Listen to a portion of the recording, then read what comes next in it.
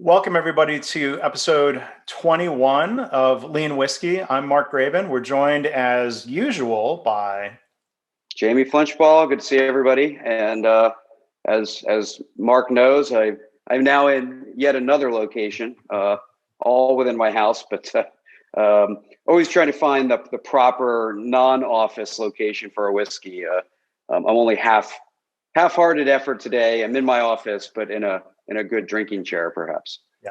Well, I'm in Texas this time in the office chair. I'll try to mix it up a little better going forward. Yeah. Anyway, those of you who can see the video on YouTube know that we've got a guest. So I'm like, oh, this is like a mystery reveal to the listeners. But we're joined today. You're right to roll your eyes at me, Tom. We're joined by Tom Ehrenfeld. Tom, how are you, man? I'm good. Thank you very much. It's really exciting to be here. It's fun. I'm joining from my home office, which is the room is my cave, which I spend all my time here. So we've got Pennsylvania, Texas, and Massachusetts represented here today. Yeah. But yeah, this is fun. So I'm going to call out the eye rolling if I see. Well, I do a podcast for LAI, and we record it with video, but we only release it with audio. Yeah. So the video is just, I haven't done one that's video before. I'm sure I will not want to watch it after we tape it. None of us ever. Well, yeah, we don't have to watch ourselves, but while we're bothering to do it, especially this format, right? This format is very casual and it's just, in this case, three guys sitting around drinking whiskey and talking shop. So we're not judging ourselves or what we say. So it's all nice and relaxed and casual. Well, speak for yourself, Jamie. Well, so hey, I'm gonna pour a little something, but maybe while I'm doing that, Tom, you mentioned the Lean Enterprise Institute. I'm sure our listeners know who and what LAI is, but I'm gonna give you the floor if you want to tell the listeners a little bit more about you and the work you do. My background is in journalism, actually. So, I mean, the long road is that I started writing when I graduated college. I was a journalist writing for the Cambridge Chronicle, went into business journalism, worked on staff for Harvard Business Review, CFO, and then Inc. magazine, which I loved. Went solo when my younger daughter, Haley, was born about 23 years ago. And pretty soon after, met Jim Womack. Yeah. And he was developing a book with Dan Jones that became Lean Solutions. And he offered me a couple manuscripts that they were looking at, one of which was The Gold Mine by Michael Ballet. And I was just honored to work on each of them as kind of, the editor. And thus began a long working relationship with Jim, his partners, and with LAI. I've been affiliated with them for about 15 years. Yeah. And I worked on many of Michael's books, Michael Ballet, The Gold Mine, Lean Manager, Lead with Respect, The Lean Sensei. I worked with Jim on Lean Solutions and edited he had a monthly e-letter that he wrote for LAI. I then started working with John Shook, who I love. Yeah. I was the editor on Managing to Learn. And basically, I've done quite a lot of work with LAI. I'm still associated with them. I've also, through that, kind of emanated to others. I worked on both of Art Burns' books. Big fan of Art. So that's the kind of long and short. I still work with LAI. I think 9 of my books have won Shingo Awards. I was just about to ask you. Yeah, I counted. It's 9. I think also 2 books I edited for Dan Markovitz have won. There's Art Byrne, there's Shook, there's Jim and Dan Jones and Ballet. I think that's it. And actually, a couple of my favorites did not win. One of them being Gamble Walks by Womack, which didn't qualify because it was a collection. But I'm really fond of that one. And Collection of those e-letters that you mentioned. Yeah, and there was a original writing. And the other one is a little more controversial. It was Lean Strategy, which honestly some folks hated. That came out a couple years ago. McGraw-Hill and a bunch of authors, but I'm really fond of that book and loyal to it. And I think the essential message it shared was important, and it may have fallen short in execution, but long and short, I've had just the privilege of working with a lot of the better known lean thinkers of the last 15 years. And when I met Jim and kind of learned what this was all about, I had done a lot of business writing, and I said, I don't need to cover anything else. This is a system with integrity. It's really about people, and it has grit. It's not some cynical model invented by a consultancy to sell people hours. I really believed in it then. I believe in it now. And that has made it's just animated the work and made it a delight. And that pardon if I'm monologuing, but that's my kind of background. And so I'm still working with LAI and still working with other writers. And I used to write more of my own stuff, and I'm sure I will fiddle with the knobs and increase that. Yeah, so you should. We talk about. I'm going to crack my whiskey. Yeah, and we'll talk about the whiskey in a minute. But as far as introductions and who goes back with whom, Tom and I met when I was. Some people might not know, I was an employee of the Lean Enterprise Institute when my wife was at MIT for a year doing a graduate program, and so that was June of 2009 to June of 2010. So that's where Tom and I crossed paths, and we have sat and talked shop over a cocktail. I remember we had dinner at Craigie on Main, which is an amazing restaurant there in Cambridge. Well, I think you're not doing it justice, Mark. I recognized your writing before you came to LAI and saw this guy who was really prolific and almost annoyingly so. He kind of read everything, had opinions on everything, and honestly did it really consistently well. Just so intelligent and connected. And I believe I put in a word for you at LAI. Oh, thank you. I think I had a small I know I spoke highly of you, so I was really excited that you were there for not that long, but long enough. Yeah.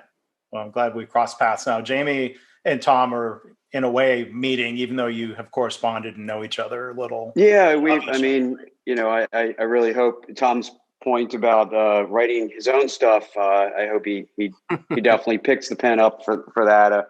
Because I've enjoyed the stuff he's written himself as much as anything that's just been the editor role. But Tom and I have tracked each other and emailed and corresponded over the years, going back probably quite a long ways. Lots of similar interests in pursuit of startups and through the lean world. So this is the joys of Zoom, is the opportunity to finally meet in person over a drink, as we haven't had the opportunity before. So, and I'm going to give a quick shout out for Tom and the WLEI podcast. And so I remember in particular Dan Heath from the book Upstream. I'm not getting the wrong Heath brother, am I? Nope, Dan.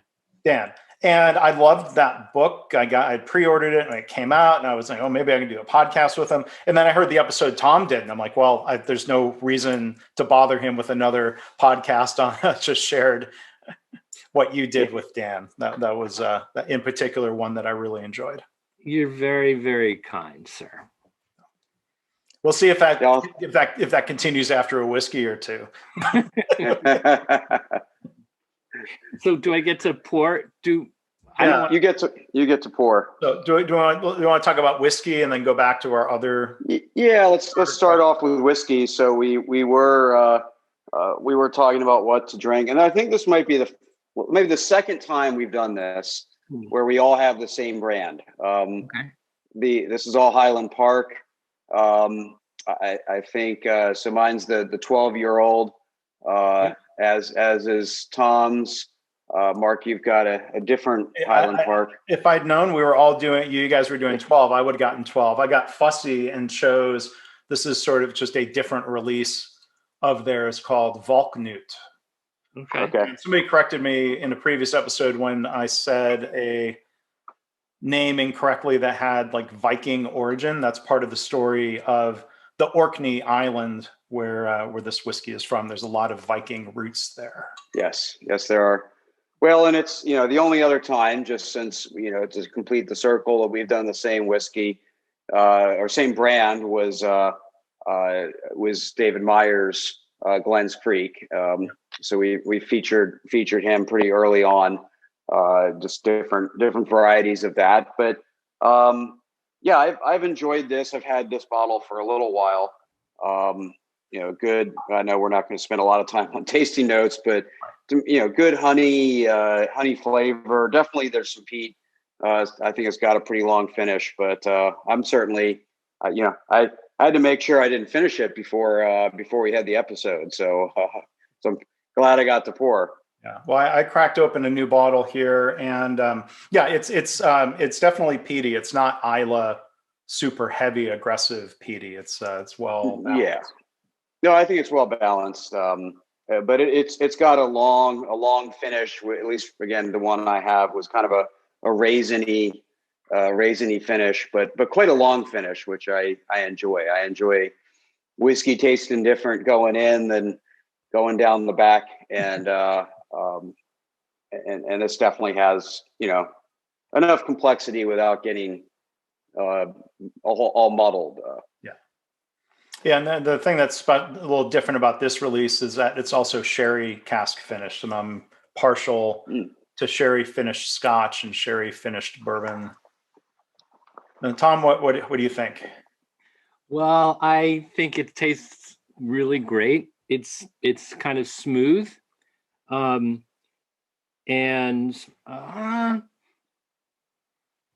I have no vocabulary to describe right. whiskey. I want to call it like buttery or There you go. Fruity.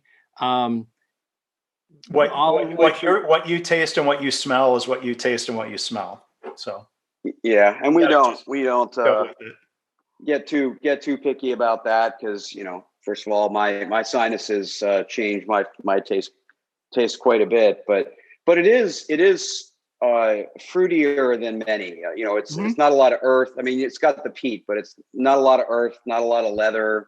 Some of those other tones you can sometimes get. It's definitely got a sweeter hint to it, for sure. It's very smooth too. It goes down very well. And again, I think I'm just using amateur words. Not that we need a kind of snooty vocabulary, but do you like it? I love it. Right. Instead of trying to give it to a 0 to 100 point scale, just go thumbs up. Yeah. It's about it's like a 90 for me. Yeah, and I'd say for a 12-year-old, and a 12-year-old, it's definitely getting into the upper echelons of aging. But for Scotch, it's not overdone at all. But it does not have a lot of the harshness that I might normally expect from a 12-year-old. So I do think I think they've done a good job with this, and I think it's a pretty good price point for what you get. I forget what it is, but I know it's pretty good for what you're getting. I think I paid $47, which not bad at all. Not bad. Well, this bottle was 50 something. Okay. Yep. Again, it's 12-year-old Scotch, so it's not going to be $30, but that's not a bad price at all, I say, for what you get. Yeah. So we'll enjoy it like we got Okay. poured almost out of the same bottle. Yeah. And yeah, I thought we'd open up. There's plenty of heavy things that we can talk about, and that, if you turn on the TV, anybody else can talk about. So start and finish with a little bit of fun. I think 2020 has been an opportunity for lots of new things for people. So I thought we'd talk about something new that you've been up to. So Mark, you might take the cake here, but why don't you share what you've done? Well, so since my wife started a new job in California, in Los Angeles, in May, there's only so much that you can do and explore, and so we take advantage of outdoor things. And we went parasailing. It was my first time. She had done it before, maybe 20 years ago. And for those who aren't familiar with it, you're on a boat, and they've got a big old parachute and a couple of harnesses, kind of like you were zip lining, but they attach you to the parachute, and off you go. 800-foot long cords. So to do the math with the diagonal, the FAA doesn't want you going up higher than 500 feet. But it was amazing. I thought it was going to be a lot windier, and so like what being on a motorcycle or something would be like, but it was actually very peaceful, even though the boat's cruising along. Amazing views up and down the coast, and can't wait to go and do it again, actually. Very neat. Very cool. Yeah. What have you been up to, Tom?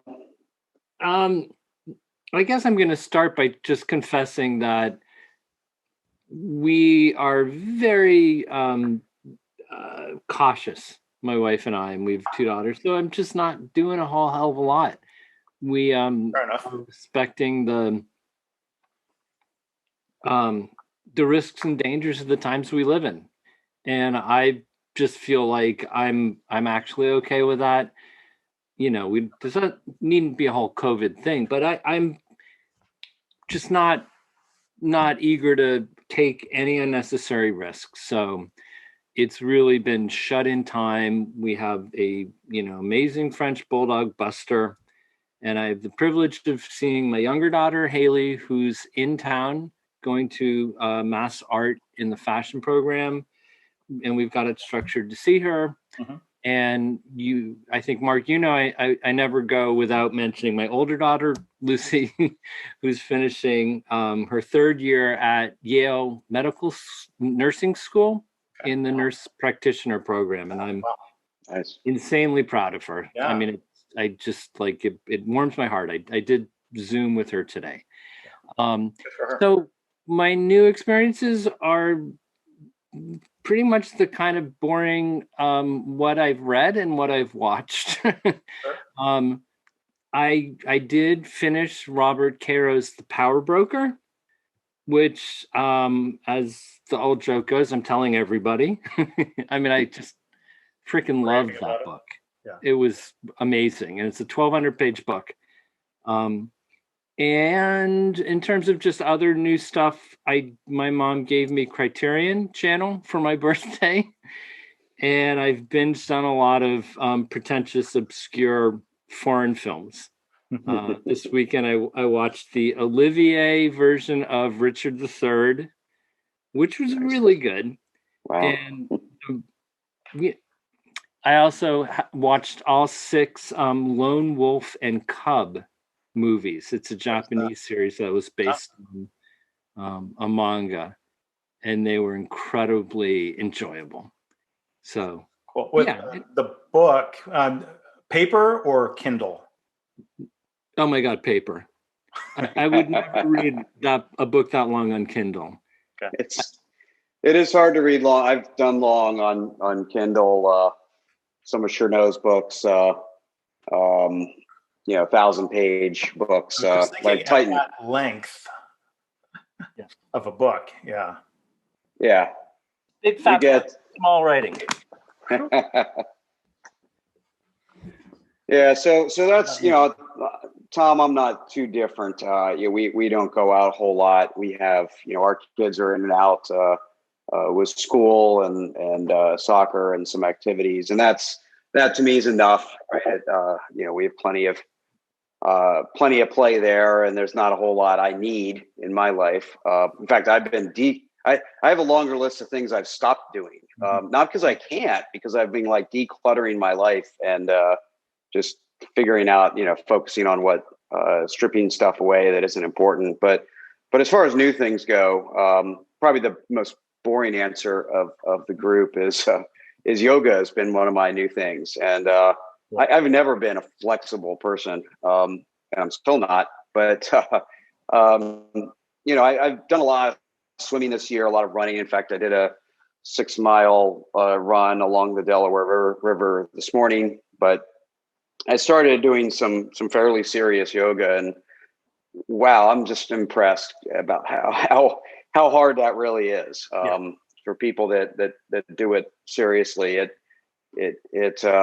Boy, I feel that in places that I didn't know existed the day after when I do it right. So that's one of my new things, and I think it's something that I'll look to keep. Especially, I think something to incorporate as you get older is it's a brilliant balance of strength and flexibility, and low impact. So. Do you do like an online class? Do you do it Zoom wise, or how do you? So I started tinkering around with just YouTube stuff, and then there's an app, an app that I can't remember the name of, but it compiles. You put a bunch of settings in place, and it compiles a workout for you, and so. You can change the time to any duration you want, just about, and different styles and different focus areas. And so I'll tell you, the last one I did this week was on 40 minutes on core strength, and really quite difficult.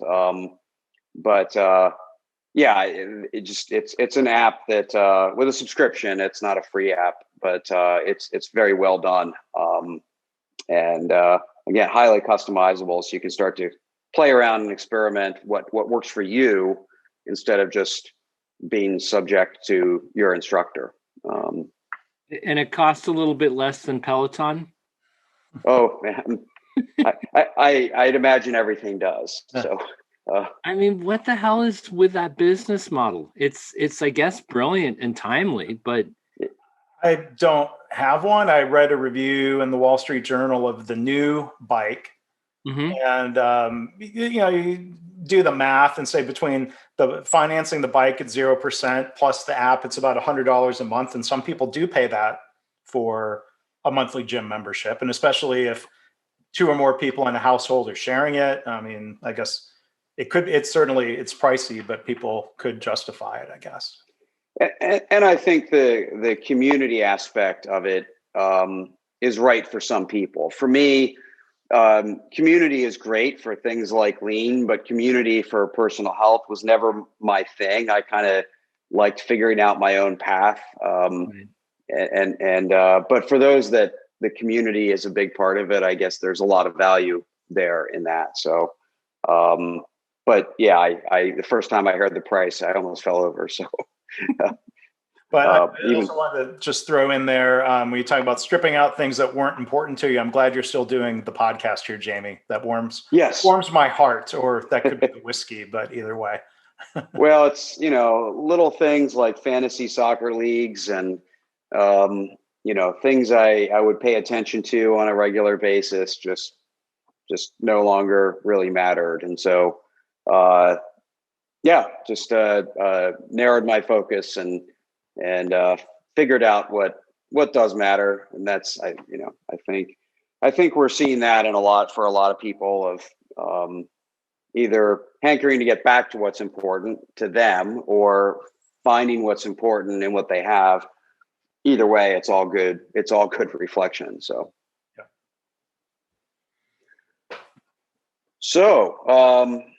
enough of new stuff. Let's get into people that have less exciting new stuff. From an in the news standpoint, Tom, you had sent an article which really teased this up about United Airlines and their response, right? So they have to do a whole bunch of new things, and I think we'll talk about others that have to as well.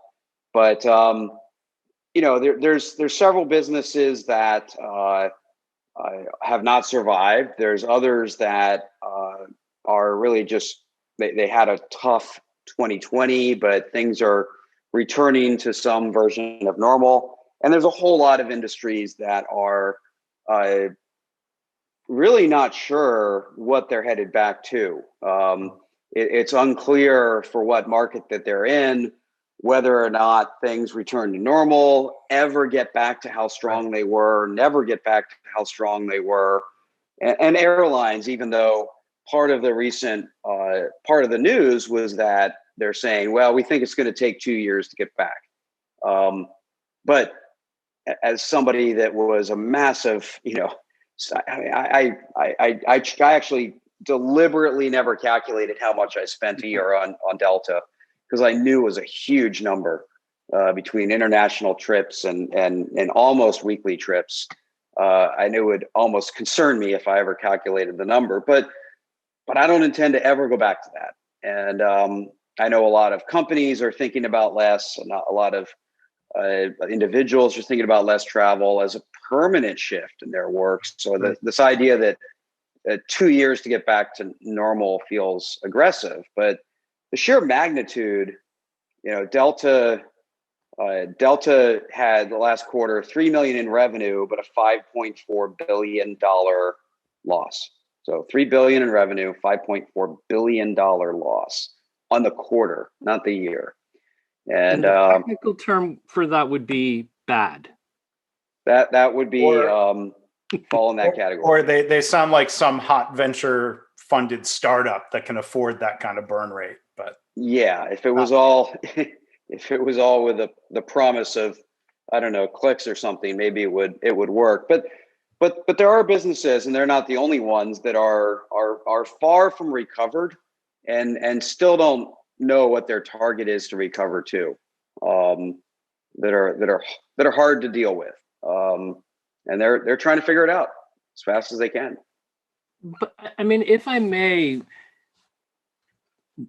I think what strikes me about an article like this, it was a Times article that talks about how United is trying to plan around a pandemic, is that the headline itself says it all. How do you plan around a pandemic? Right. And how can lean, which is what we all care about, be relevant? There's, I think, useful applications of lean. And I think there's times where I don't know how being lean matters. I mean, we believe in it. And I think that the core message of using lean principles to be prepared for hard times is absolutely relevant and resonant. Mm-hmm. But we are in this kind of black swan, unique crisis where I think it's really vital to remain lean and to apply its principles in terms of staffing and forecasting, and above all, acting in a quality-driven way. But we're facing a frickin' tidal wave. Yeah. And I don't know. It just is. There's times I feel like, yeah, we can preach the lean gospel, and maybe it's necessary but not sufficient, but that we're in a time where it's dramatically insufficient. Yeah. Well, I mean, I think, Jamie and I have talked about this before. It's a question of what is meant by lean. A lot, and we've talked about other media reports where they equate lean with being risky because the supply chains were too spread out and slow and non-responsive. And I'm like, well, I don't think any of us would call that lean. I saw an article the other day that said, well, and so, just in time didn't work. So companies are going to go to more of a just in case model with shorter supply chains. And I'm like, that sounds like lean. We don't have to call that just in case. That's what just in time is supposed to be, not the literal slow boat from China.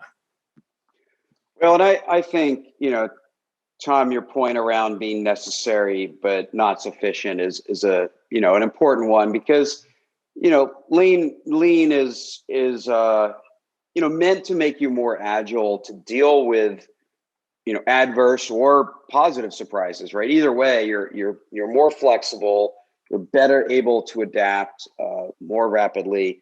But this being well off the spectrum of possible outcomes, there's other things that have to happen, right? I mean, Delta basically mortgaged their frequent flyer program as a way to raise money. It has nothing to do with lean. That's just creative financing. It reminds me of when Ford mortgaged the Blue Oval, which was shocking, but it helped. There's only one automaker in the U.S. that avoided a bailout, and Ford was the one, and that I don't know if that made the difference, but some creative financing makes a difference. And so United and Delta and others in these industries are going to have to do that. But I think where lean can help now, right? Because I think there's a lot more to come in terms of figuring things out, is truly engaging their customers to understand how they're thinking. Because the value proposition has changed for companies making bulk decisions, right? Are we going to do I've had 3 conversations this week about companies saying, well, we figured out we can just do less week in, week out business travel, and then maybe, less frequently come together and socialize and do other work, and build the relationships. So engaging your corporate customers, your individual high user customers, the less frequent customers, and engage them and understand how they're thinking as a way to forecast a future that has nothing to do with data, right? Nothing to do with trying to build a model based on past practice. And Tom, didn't the book Lean Solutions really focus on customer intimacy, as some might call it, right? Absolutely. I mean, it kind of, if the gospel of Lean Solutions, thank you for mentioning it, were to be a call to action, and I think their core message is figuring out what do customers really value, and then determining the most effective way to provide that. Then we would have this kind of radical and unthinkable notion that airlines would rethink what they actually provide. So it's mobility, but in an era where mobility is not feasible, what does that mean? And I just can't conceive of any airline, any people moving operation thinking outside of the box. But it's really, when they say lean solution, it's like, what's the value that you're delivering, and being able to not be anchored by your current assets and investments, but rather being perpetually driven by the value you are delivering for your customers, and finding ways to rethink it. And that requires creativity, right? So I'm going to use an example. In California, statewide gyms are still locked down, closed. And that even applies to a private gym in a condo building. And so I'm not one of them, but I'm sure more people have taken up swimming, because there's constantly so many swimming laps in the pool down there. But then I'll give them credit, the HOA found the funds and decided there was room out on the pool deck that wasn't really used. And they put 2 bikes out there that weren't Peloton expensive. They don't require electricity. And they put out some dumbbells and a couple of benches, and they even put like a cabana over it, which I didn't think was really necessary, but fine. It's open most of the time. So it's not like, I look at it and say, that's not just a pandemic workaround of, okay, open air is good. Like that's going to be a nice permanent feature. Right. Even when things get back to normal, people are going to say like, oh, isn't it a selling feature? Like, oh, and I'll keep using it. Isn't it amazing that, they have an outdoor space being California and 72 degrees most of the time? And I think the trick is going to be, doing those experiments, finding new ways to add value, but paying attention to the financial model behind it, and what's temporary and what's permanent, right? So I was listening to a podcast, and I don't remember what the podcast was. I seem to remember it was an offshoot of Reid Hoffman's Masters of Scale podcast. But it was an interview with a CEO of not one of the biggest, but one of the movie theater chains. And through the whole conversation, it was her describing the things that they're trying to do: rent out the whole theater, or have special programs and spend extra time cleaning and all these other. And they're kind of saying, well, the cleaning regimen probably is something we should have been doing all along, so we'll keep that. But the interviewer kept asking, well, okay, that sounds really interesting as a way to engage customers. Now, as you do that, is that to help offset the revenue loss, or is that an additional cash burn that's just maintaining customer relations? And almost all of them were the latter, right? They were being super creative about engaging customers and finding new ways to add value, but they were burning more cash as a result, in the hopes that they don't have to do so for so long. But that's where it gets interesting, because even returning back to the airlines, well, just like movie theaters, well, if a landlord forecloses on a movie theater, who on else are they going to rent that to, except another movie theater? Just like an airline says, well, we got to retire some aircraft, and who on earth are we going to sell them to? And so the asset heavy industries that, in particular, they got to figure out the customer. That's where lean can help. On the asset side and the financial side, they also have some core business rigor behind how some of that works. And it feels like even now, 8 months into this pandemic, lean offers iterative tweaks to existing models. I can't see how companies or industries are rethinking their models. I mean, the airline industry is just so doomed. It's so broken. I can't believe that lean offers something substantive for it. Yeah, and throw hotels into the mix. How many hotels are going to end up just shuttered for who knows how long? And then, to Jamie's point, is there something that can be done with the building, or more likely something's done with the land? So yeah, I think lean solutions and in other books that get based more off of Toyota product development system. I think there is some gray area where lean startup or other methodologies, you could argue, are for creating something new or reinventing something, but it's not the core of TPS. Well, Mark, but I think, go ahead. Yeah, I think a lot of it depends on well-crafted problem statements, right? And which is fundamental to lean thinking. And I make it very clear when I'm coaching people in problem solving that if you define a problem statement as a gap that's a 5% gain, that's a very different thought exercise than if you say you need 150% gain, right? And so right now, the definition of the problem, of the gaps that people have to close, if they are well defined, can lead to that creativity, right? They still need the creativity, the intuition, the experimentation, but it isn't incremental because the problem statement is this gap. And I think, even for myself, let's use my own example of this because it's easy to talk about. I've technically worked from home for 20 years. It's just been 1 or 2 days a month. It's not that frequent. But I kind of treated the problem statement of, once I started working from home permanently, of, imagine this is all I ever do, right? Now, make it productive and make it comfortable.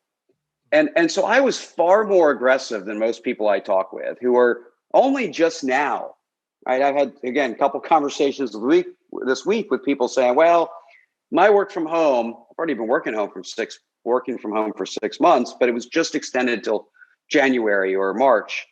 And now I'm maybe serious about, getting something that doesn't hurt my back. And so, I said, here's the gap. The gap is, imagine I have to work from home permanently. Now fix it, right? And it led me to bolder action, more aggressive action to close my gaps because of how I framed my problem statement. And I think, to me, an airline saying this will return in 2 years is a poor problem statement. Now, maybe they have to not completely scrap their stock, but boy, I'd be looking at the problem statement as saying, imagine business travel never returns to pre-pandemic levels. Now solve that. Right. And again, not easy, but if you properly define the problem, more creative solutions can start to come into the mix. And maybe a more pragmatic problem statement would be maintain comparable profits with 30% less traffic, 50% less traffic. Right. Because, and I don't know if you want to go here, Mark, there's this topic of, I'm not sure you're familiar with it, but lean hospitals. What about it? No, it's a tough time for hospitals right now. And it's not a laughing matter, but. And I really don't want to venture too much into lean misconceptions, okay? Other than to say there remain some very powerful lean misconceptions in the way people assess, what just in time is and, what its risks are and so forth. Yeah. There was a piece, I forget if it was the Journal or the Times, I think the Journal, that implicitly critiqued previous drives for efficiency with hospitals. Yeah. And it attributed that with their lack of preparation for the surge in demand, driven by COVID. And again, I don't think any of us would fault, useful just in time as the culprit. And that I think the key is that there's a difference between buffer capacity and what's needed to have to deal with regular demand, and even if it's uneven. Yeah. Well, so in that article, I remember that article, it talked about there are industry-wide trends of staffing shortages. Now, you could say part of that is caused by hospitals not treating employees very well. And then I hope your daughter doesn't end up down the same path of people get frustrated and burned out. Right. And they say, to hell with this. And they leave and go do something else, or they're not willing to pay enough. But, that article was talking about, staffing levels and capacity being cut so tight. And I'm like, that's just traditional cost cutting. That has nothing to do with lean. Healthcare has been doing that for ages. Oh, we have some excess capacity, can't afford that, and they fire people. So I wouldn't blame lean. There are other things that need to be rethought or reconsidered, perhaps within. And healthcare. If I may, it didn't even say that they were cut to levels that were unhealthy or that rendered these facilities to be unresponsive. I'm saying that, but I guess, cut to the bone in terms of, this is my pet soapbox issue that typical hospital, if they're going to say and really mean that patient safety is their top priority, then their hospital is absolutely understaffed for what's needed to deliver that promise. Now, am I saying throw people at it Well, forever? what have you? No, but what? Can you say more? Can you provide examples? How do you know that? Like, what do you see in that regard? Well, I mean, for one, the results around patient safety and quality are poor, right? So there's a gap and there's a problem statement. A temporary solution in any industry can be to throw people at the problem until you can improve the processes and eliminate the waste to deliver safe, effective, and efficient care. But I think hospitals often get into a cost-driven, benchmarking-driven efficiency focus. And that, frankly, is a race to the bottom. If, let's say, there were just three of us, Jamie Hospital, Mark Hospital, and Tom Hospital, and Tom is being cheap, and so he skimps on staff, and results are poor. But now Jamie and I benchmark and say, "Oh, well, we're not as productive as Tom, so hey, we better lay off staff, and maybe we get a little more aggressive." And then Tom looks and says, "Oh my God, Jamie and Mark have what looks like better productivity," and that's a race to the bottom. Well, and coming, returning to my theme of lean problem solving is, I think one thing that's important to consider as we, sort of try to emerge from the pandemic with good lessons learned and better systems is who owns what problem, right?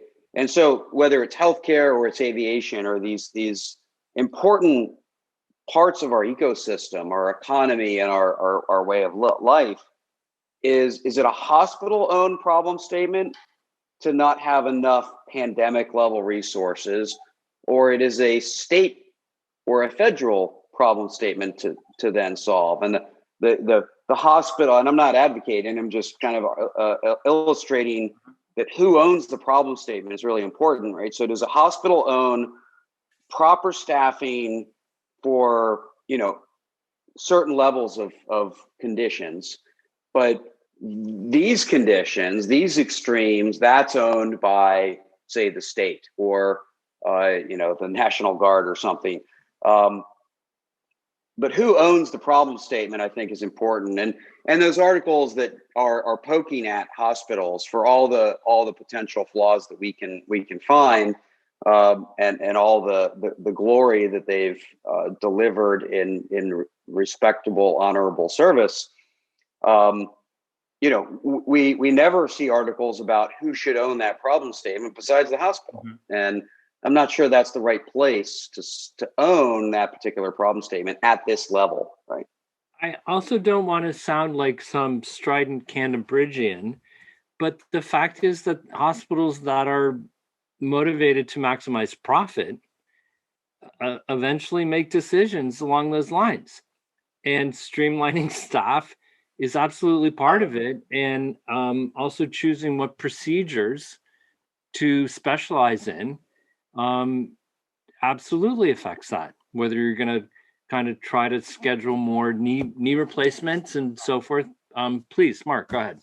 Well, and at the risk of, I would go grab my cowboy hat, at the risk of sounding like the Texan who worships at the altar of the free market, I have an MBA hanging on the wall behind me, but I'd have to go and look and see if hospitals in England that are state-owned and state-run have been any more responsive to their surges in COVID. And I can say, from experience having worked in other countries, there is often the tyranny of profit gets replaced with the tyranny of the government budget. And that can be harmful and dysfunctional in different ways as well. I mean, so it's... I'm not disagreeing with you. I think I raised my point in the context of who owns the problem. Whose problem is it? I think lean encourages us to take a systems approach. And I think these are powerful dynamics that shape the decisions about allocating resources and where you invest and where you prepare. Right. And I was just going to interject one little bit of trivia for those, for anyone who would say, I'm speaking somewhat facetiously a couple of minutes ago, but, healthcare already, for people who would say, oh, we have a private healthcare system, at least 51% of healthcare is already paid for by the government in the US. It's privately owned in most cases. But yeah, I mean, it is a complicated, regulated, government involved, quote unquote, market. It's its own weird, unique animal. It is. And again, what's the problem statement? Like I always use the example of the pizza shop, and solving Friday night is a different problem statement than solving Super Bowl Sunday, right? And those are two completely different problem statements.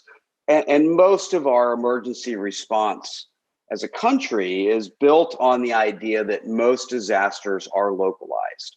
And so you can move resources from Texas to California, or California to Maine, or nobody ever comes to Pennsylvania because things are pretty boring here. But you can move things around. In fact, some people have argued that this is why the euro won't last, because the big difference is that we will move resources around our country to solve problems where where certainly the euro collapse, the beginning of that, started to prove the fragility. But this, of course, was one where that wasn't localized. And so, again, different problem statement. It's more like Super Bowl Sunday type of problem statement than a typical Friday night disaster type of problem statement. And so, good problem statements, everything from how we define the gap to who owns it, to the duration of that problem statement, and what's on the table and what's not on the table. Whether you're United Airlines, you're a hospital, or the federal government, Yeah. it is a core skill from Lean that I think can help people. Again, not sufficient, but can help people navigate these waters. Can I say one other thing about healthcare that's been happening here in the last few months? So there are many of these problem statements. We could talk about the patient safety gap, or going back to, questions of Lean solutions. What does the customer, meaning the patient, need, and what are they trying to accomplish? So let's look at telemedicine. The technology has been there forever, but the broader part of that system has been the reimbursement structure. So as with many problems, it's interesting to ask, cannot solve or not willing to solve right now. And the telemedicine thing, because the reimbursement wasn't there, why would you, hurt your bottom line by, you're going to drive people, you've got to come and see us. You've got to come into the office. You've got to come and see us. And I can't tell you how many hospitals I've talked to directly, and I've seen similar quotes in the news, that in the pandemic, for one, there was there were changes made to Medicare, Medicaid reimbursement, and I think private insurers followed. And the general quote has been, we made 5 years worth of progress on telemedicine in 2 weeks, because some of those systemic factors were aligned and the sense of urgency was finally there, which I think says something. So, that need for, that sense of urgency is maybe an external factor to whatever Lean methods that are used to help people design these new processes and rapidly iterate as they roll them out. And in a similar vein, again, the sense of urgency starts to force us to solve problems that we could have solved before. Mm-hmm. So, I was in a conference earlier this week, the kickoff summit for the National Association of Corporate Directors, and they had some great speakers, Susan Rice and Colin Powell and others. But they did an interview with Sanjay Gupta, talking about the pandemic and how to think about it as a board member.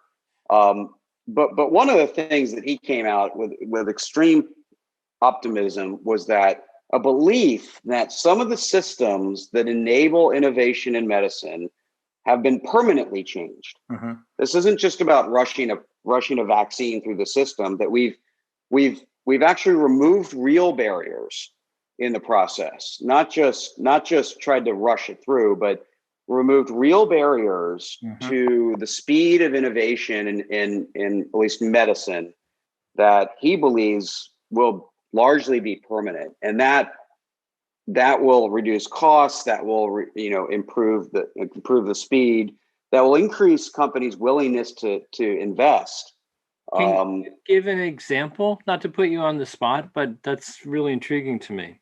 Yeah, he didn't go into a lot of details around that. Just that it wasn't I think he was trying to make it clearer that this isn't a vaccine that we're just, ignoring protocols and that it's real and that we should trust it when it does get done, that it won't be, it won't be a farce. Yeah.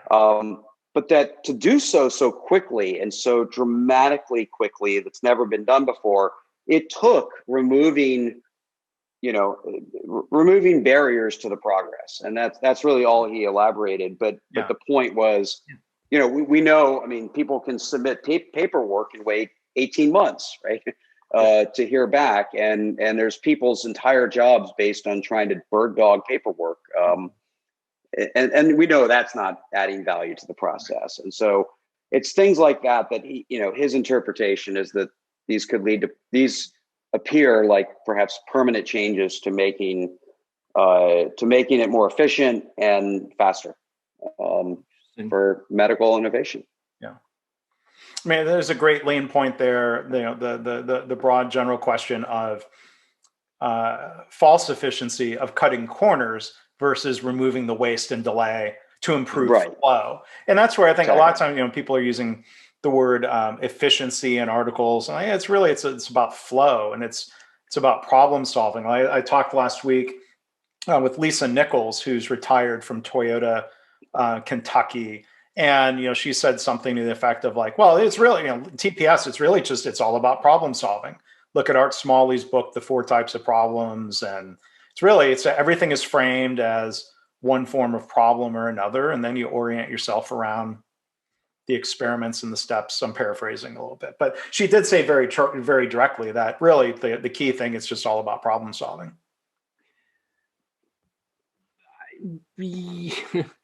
Yes.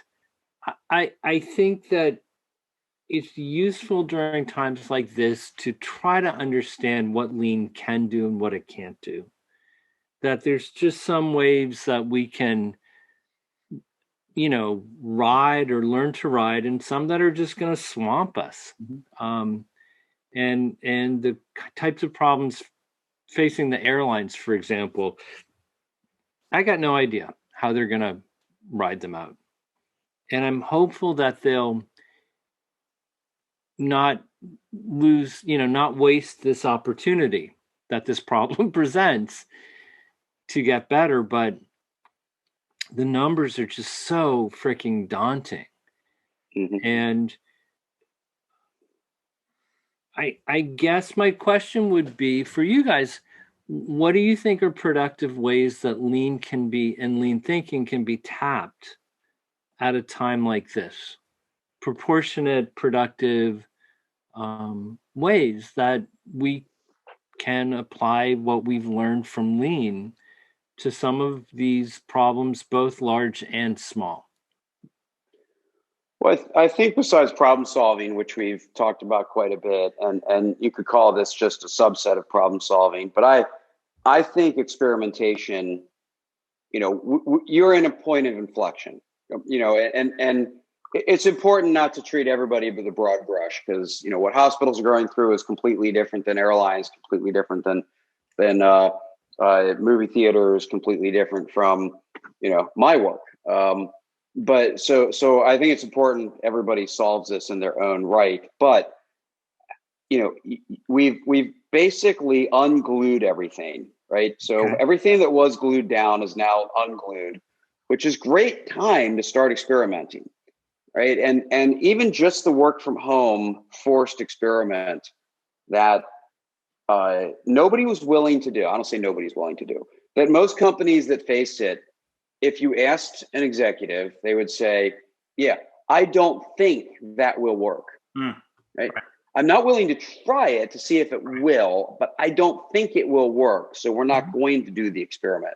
Now the experiment was forced on them.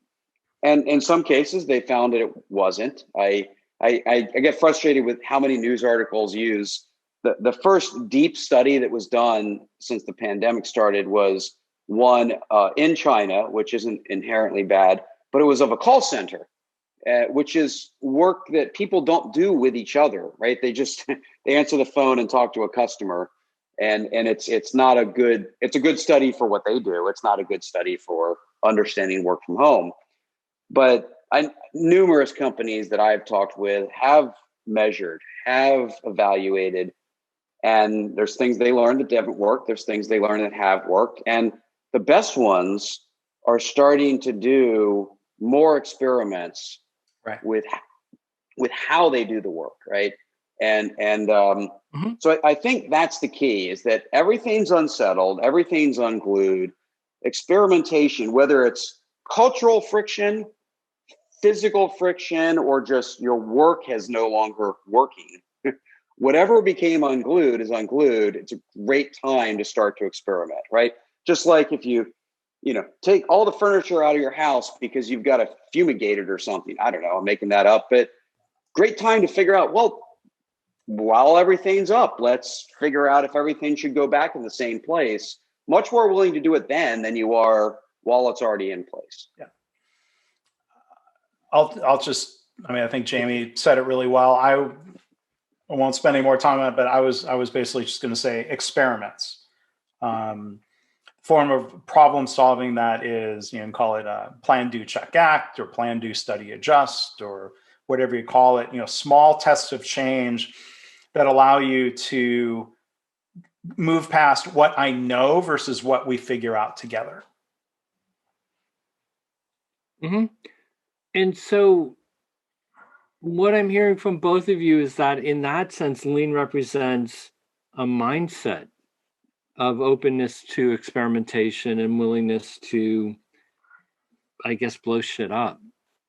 Mm-hmm. And a willingness to get past ourselves of what we know won't work and what we know is going to work. Either of those can hold us back, either of those mindsets. Because when we say, I know that won't work, well, then you've got no hope of progress. And then when we say, well, I know that's going to work, we get stubborn organizationally and we're hell-bent on, a lean internal facilitator or something who comes to me with a problem that's being framed to them as prove that this new initiative works. I'm like, oh gosh, I feel bad for you. That's not good science. That's not what lean or engineering should be about. Yeah. And I'd probably add, although this is less about methodology, but the lean tenet of respect for people, which often is misguided as just being nice or something like that. I think we could use its own book. Maybe that's your next one, Tom. But right now people need that more than ever. There's 100 things that they used to control that they can't. Is my kid going to school? Well, we took that for granted. Now it's like, well, I don't know. This week, maybe. Next week, no. The week after, we'll see. Like the things that people have to go through is not unprecedented, but is way abnormal. The stress levels are very different from one individual to the next. You take a couple that's both working with a 1-year-old and a 3-year-old. Well, that's a very different situation than one person working with a house where they can spread out and kids that are in high school. Just everybody has their own situation, and that empathy, not just empathy, but active empathy, making things work for people's conditions.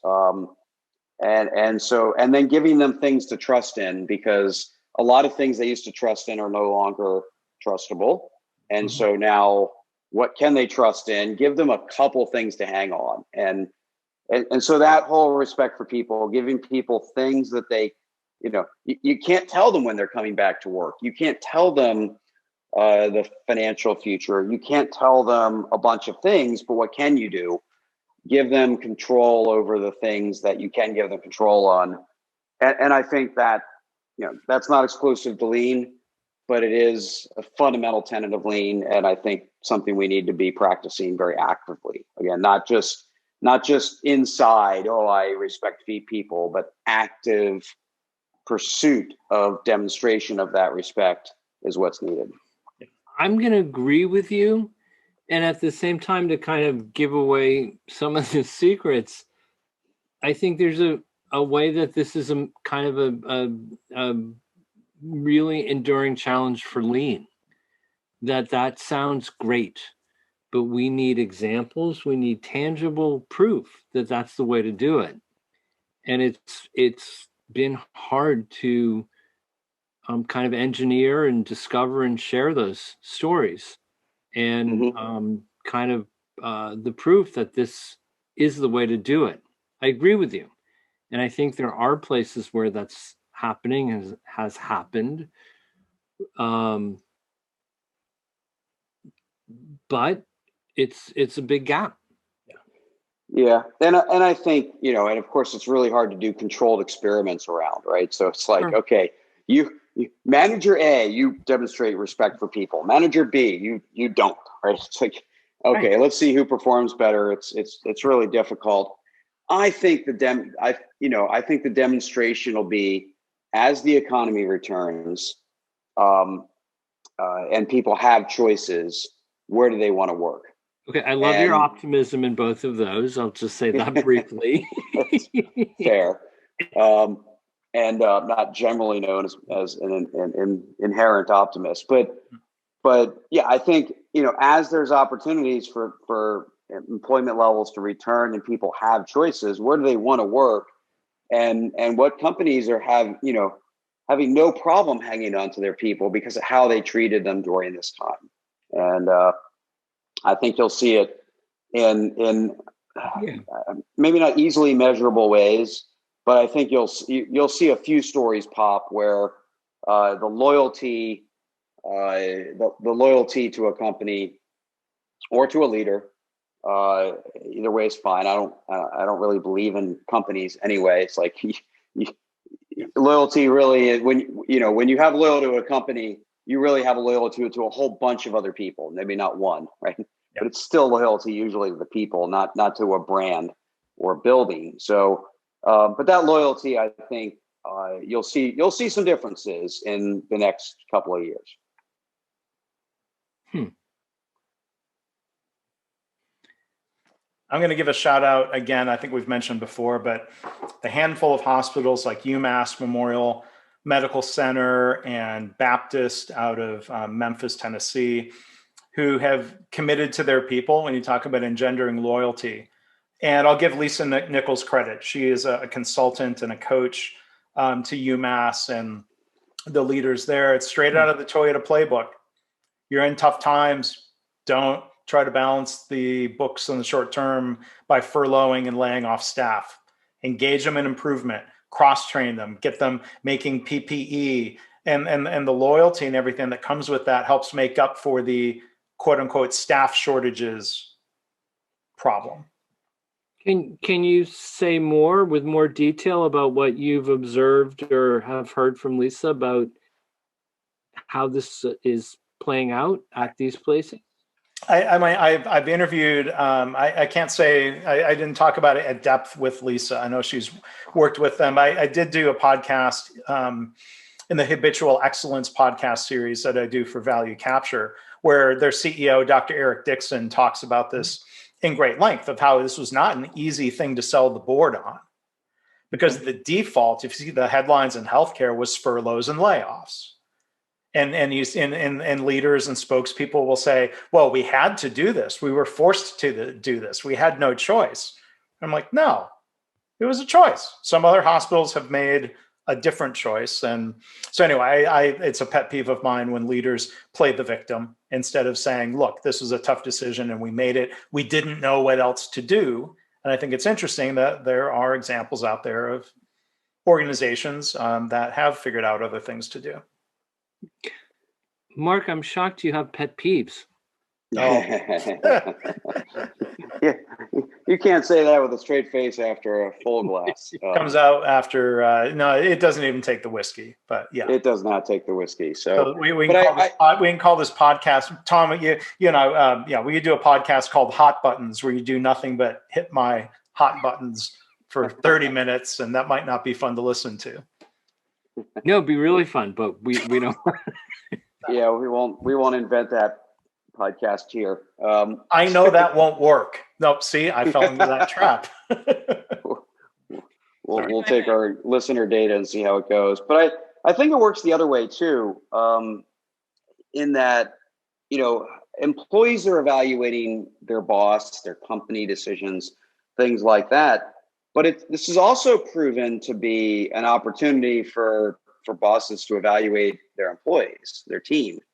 And I know more than a few cases I've seen where people learned things that they were suspicious of but really couldn't test. People did an adequate job, right?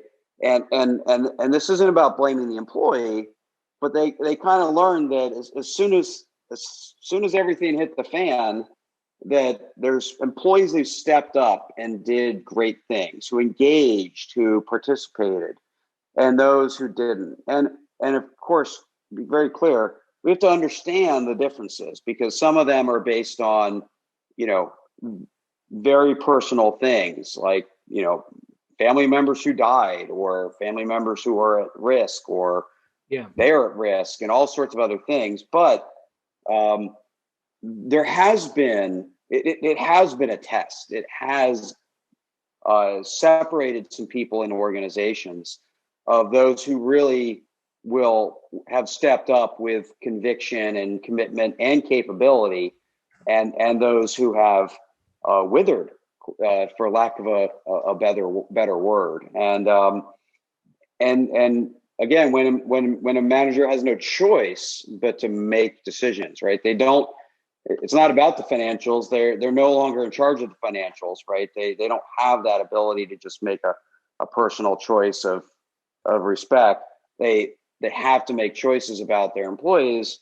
Well, that has consequences, right? And we're starting to see, at least I'm starting to see, cases where managers, bosses, leaders are learning a lot about their team, and some of it has very significant consequences, some of it more mild. But either way, what they learned has value to that leader. Well, if I may, in response to this, I think what the pandemic has reinforced to me is just the really powerful underlying challenges of lean. I think that we three probably share a common belief in its power and efficacy as a humanistic system of improvement, systemic approach to make things better for the people doing it and the people receiving it. And yet the pandemic has presented problems that transcend the scope of what lean can do. I think on the one hand, I think there's just things it can't address because these are just unique tsunami one-offs. And it's just humbling, and it kind of, it means the obstacles we always face in trying to explain what the hell this weird exotic system is, are that much harder, because as we see in these really annoying pet peeves, Mark, these annoying articles that repeat every couple of freaking months about why lean is a problem, which we believe are wrong. Mm-hmm. I don't know where I'm going with this, so bear with me. Could be the whiskey talking. Yeah. Well, I think Tom, I think a fair conclusion that I'm pretty sure we all would have agreed with before is that lean is not a silver bullet. Right. It doesn't solve all things. It doesn't cure all ills. It is a set of capabilities. It's a set of behaviors. It's an enabling operating system. Thank you. It's an enabling operating system. And I wrote a column for Industry Week years ago, something I believe in, but is actually somewhat heretical to lean thinkers, is that process enables talent. Meaning that, or said another way, lean enables talent. It doesn't replace it.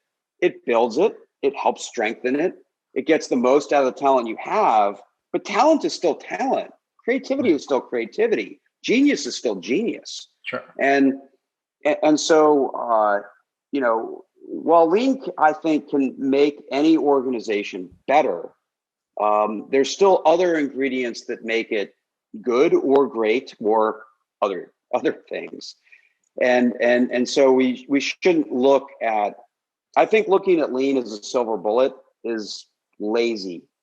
And I think some of the companies out there that adopt it approach it as such and say, okay, well, now we're going to do this in a lean way, therefore it's going to work. Like, no, lean's an ingredient. Lean will help reduce your variation of how you approach it and enable collaboration and creativity, does not replace it. And so this over reliance on lean is, I think, a lazy management approach. Interesting. Yeah, I mean, there are all sorts of strategic decisions that Toyota has to make. Hybrid vehicles, hydrogen vehicles, full-blown electric. How do they compete with Tesla and others? How do they frame their business? Is it cars, or is it they talk about mobility?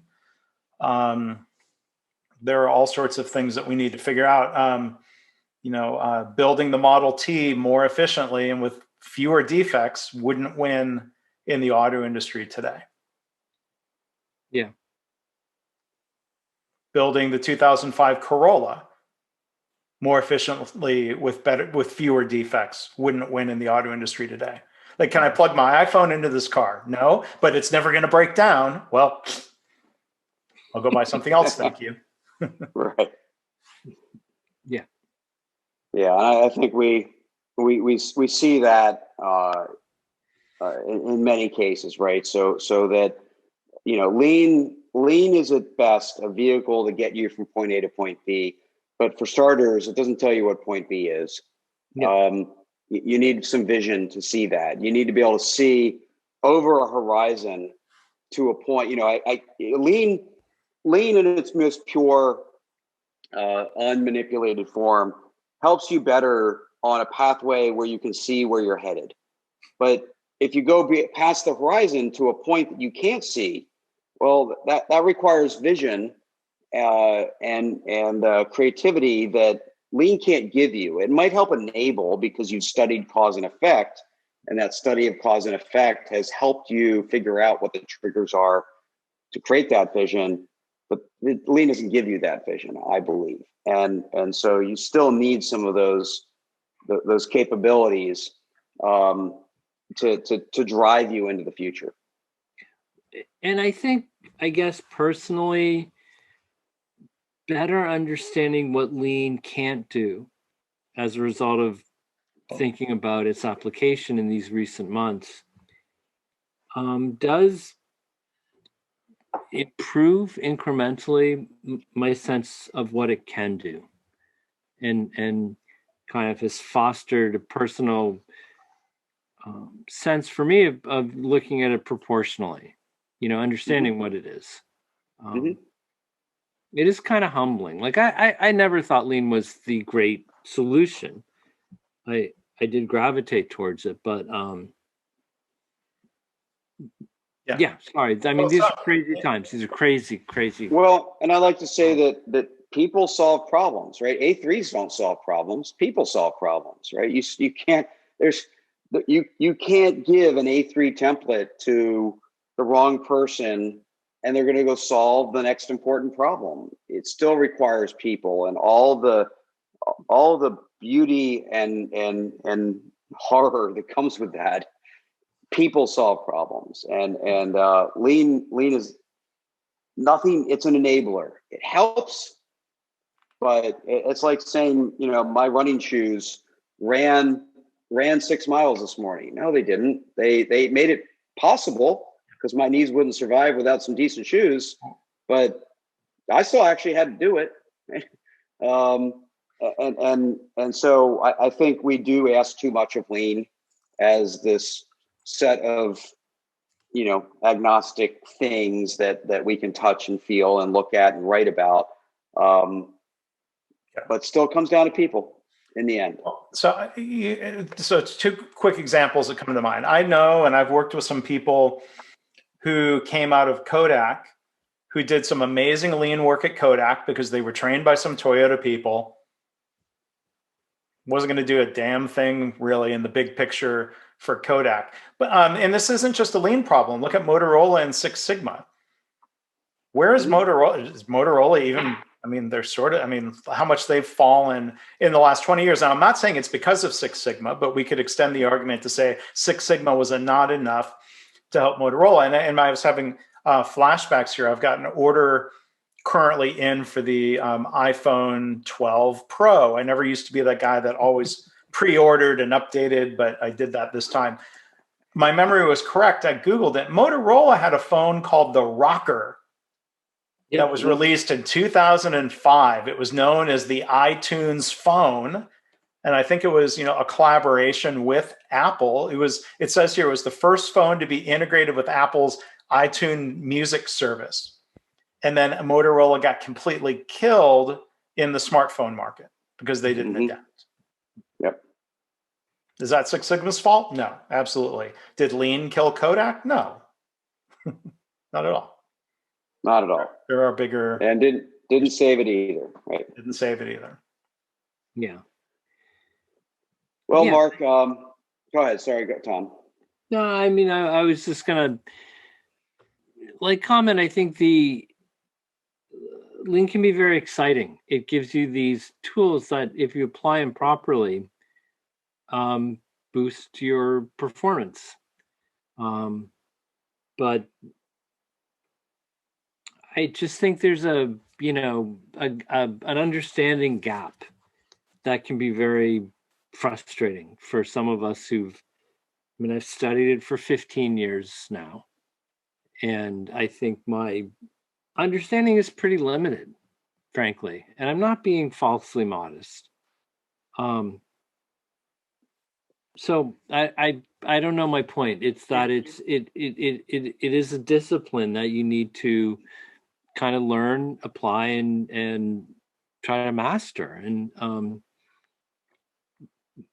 there's something about it that is tied into its strength that is also absolutely part of the reason it's hard to disseminate and apply and sustain.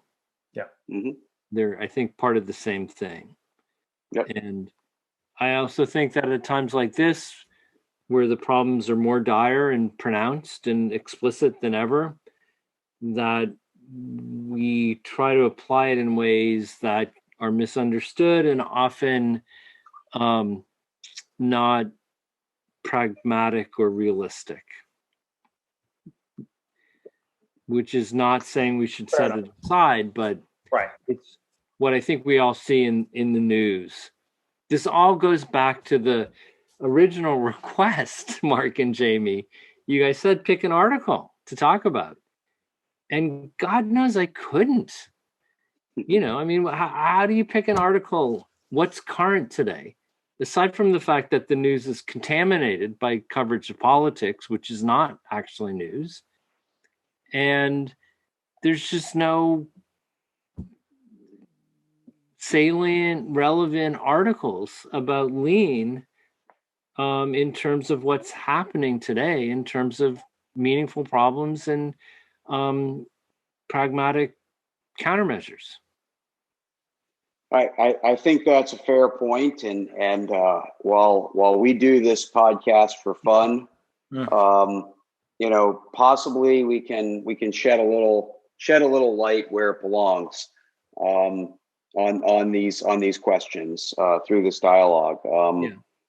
And who knows? Maybe you'll write the next insightful article that helps bring light to where it's needed.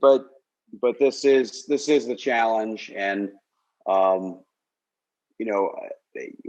don't think lean is threatened, but I think the same thing happens now that happened in 2009, which is companies and leaders who were serious about it, making it how they thought, how they worked, how they led, will double down.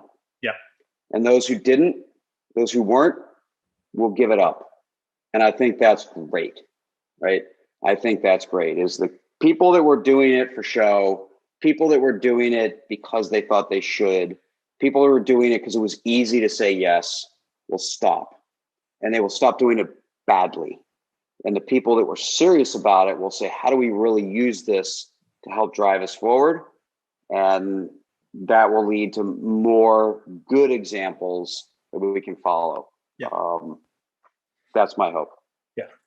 Other thing I'll add, I say it a bunch. People ask, is lean a fad? I say, yeah, only for organizations that are susceptible to fads. Yeah. Yep. Yeah. Yeah. And So, please. yeah. So, Mark, I think I'm just looking at the time here. This episode might be the truest example of what we do on Lean Whiskey, or what we want with Lean Whiskey to be, which is we don't look at the time. We just have an unstructured conversation that takes us wherever it takes us. We may not have a conclusion at the end of a bottle or a glass, right? But it might be time for us to move on and actually wrap up. We always have enough structure to get it going. It doesn't mean we follow the structure absolutely. So. No, and honestly, I've enjoyed the conversation, which is the whole point of this, where we don't really, we love it when people listen. We love it when people comment. Thank you for listening. Yeah. Thank you all. But we would do this with one listener or perhaps zero, because we'd want to do it anyway, and have the conversation and have the dialogue and ask good questions. And Tom was a perfect fit into that rhythm of let's ask big questions and have big thoughts. Well, thank you guys for having me, and cheers. Thank you for motivating me to buy Highland Park whiskey. Wow. Well, enjoy the rest of it, just not tonight. No promises. You can have more tonight. The whole bottle might be a bit much. So I'm still fine. Remember, you cracked it open on camera, so there we go. Now is Highland Park sponsoring us? We don't have sponsors. No, we're sponsoring them by buying bottles full retail price. No, I want to thank our sponsor, the Motorola Rocker Phone. Yes, you can pick yours up on eBay. Buy it now at Circuit City or Radio Shack.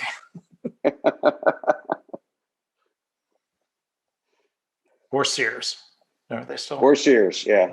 Sears, thank you. In the Kmart section. Oh boy. All right. So So I mean, good conversation, good whiskey, good times. We will do. We kind of try to kick things off with something just kind of light and conversational. We're going to close out. So the question here is, what's your favorite thing about fall, Jamie? Yeah. So, fall's my favorite season. I partly wear this shirt on purpose, and partly because it is a fall day here, and I get to wear things like flannel and sweaters. This morning when I was out early, it was 32 degrees, which didn't quite feel like fall, felt a little more like winter, but it was crisp, right? It was crisp and foggy and, to me, beautiful. And so that whole, everything that comes with that, the sweaters, the flannel, the crisp mornings, to me is all part of the package of fall. By the way, if anybody answers pumpkin spice lattes, you're not allowed back on the podcast, but that's all part of fall. And it's also, for me, even though I like fall season the best, it's a gateway into Christmas for me, which is just a lot of fun, the music and the lights and everything else. So, it's filled with anticipation in a lot of ways, and that from that spirit. So that's part of what I love about fall. Yeah, I mean, I'll just add, I won't have as much to add. We'll let Tom finish off the fall talk. Living or being in Texas right now, it is 85 degrees today. It really doesn't feel like fall. And LA is going to continue to be somewhere between 68 and 72 degrees. Growing up in Michigan, and having the 4 seasons, I don't miss it a whole lot. That's just me personally. Now Not a big fan of pumpkin spice latte. Certainly not going to buy some sort of pumpkin spice flavored whiskey. No, thank you. No. So fall, I mean, a lot of times I would say, I think of football, and there are mixed feelings about that this year, especially as Big Ten and my Northwestern Wildcats start next Saturday. I will watch, but I have mixed feelings about the whole thing. And I hope everyone is okay, health-wise. So, Tom, help us end on a little brighter note than that. There's two things I love and will always love about fall. The light in the air. I grew up in New England, grew up in Lincoln, Mass. I live in Cambridge, and it is a spectacular time to be alive in New England in the fall. The air is just gorgeous, and it is a unique pleasure of being here at this time. And it comes every year, and it just makes me happy to be alive. That's well said. Great to hear. It's hard to describe to somebody that doesn't experience that how the air is different, right? But it is. It's palpable. You can't hold it, you can't touch it, but it is just this quality that's everywhere, and it's profoundly delightful. Yep, I'm with you. I love it. And Pennsylvania is about as far south as I want to be. I mean, that's where I live now, and we're about. I kind of feel like this year won't be peak colors, but just the way the weather's taking place. But we had a frost this morning, and I think we're about a week away from peak color, and the air is already here. And yeah, it's a hard thing to describe fall air, but it's not even about the peak. It's just the moment, you go outside and you're in the moment in this just gorgeous environment. It's really wonderful. You nailed it. Please enjoy. What do you think about pumpkin spice beer? Final question. It doesn't exist for me. I don't even know what that freaking is. I'm not sure what that is. Sorry. Distill it and see what happens. Yeah. Oktoberfest is as far as I'll go. Yeah. Hey, let me give it a random plug, because the episode I'm releasing tonight/tomorrow morning, for people who are interested in whiskey, I've got a new podcast series called My Favorite Mistake. And my guests in this episode, which is going to be episode 11, are Dan Garrison, who is the owner, CEO of Garrison Brothers Distillery, who Jamie and I have talked about here, and also joined by Donis Todd, who is their master distiller. So they talk about, Donis shares a great story about a mistake he made in aging whiskey. He's still there, so that speaks a little bit to the culture. We hear Dan's side of that story. Dan tells the story of a mistake he made in a relationship with one of their key retail partners, and what he had to do to recover from that and learn from that. And then they also talk about, as they put it in their kind of Central Texas way, creating a culture where people fess up to making mistakes, because nothing good happens when the mistake gets hidden or covered up. So I want to give a little plug for that episode, because that is, in a different way, a fun overlap between lean and whiskey. Yes, it is. Nice. I will listen. No, thanks. So we want to thank everyone again for listening here. Leanwhiskey.com is where you can find old episodes. You can spell whiskey either of the two predominant ways, and that forwards to my webpage. If you would rather go to Jamie's webpage, that's jflynch.com/leanwhiskey. And please do look for us on, if this is your first time listening, because let's say you're a friend of our friend Tom and you want to subscribe, you can find us on Apple Podcasts, Spotify, Google Podcasts, all the usual places. Yeah, please do, rate us, review us, give us feedback.